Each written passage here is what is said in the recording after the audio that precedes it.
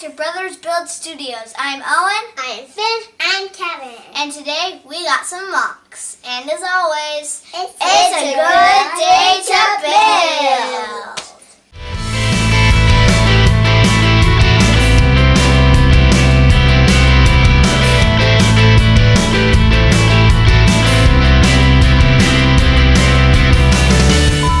Touch my face.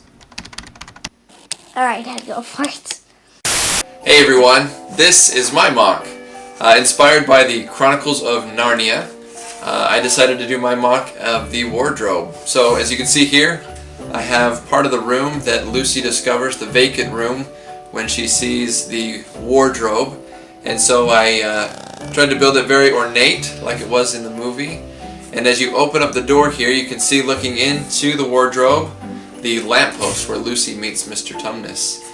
And so if I turn it around here, you can see after you go through the wardrobe, you find yourself in the beautiful land of Narnia.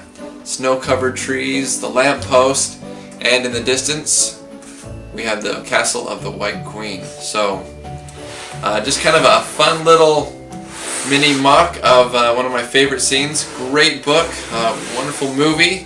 So, hope you enjoyed it.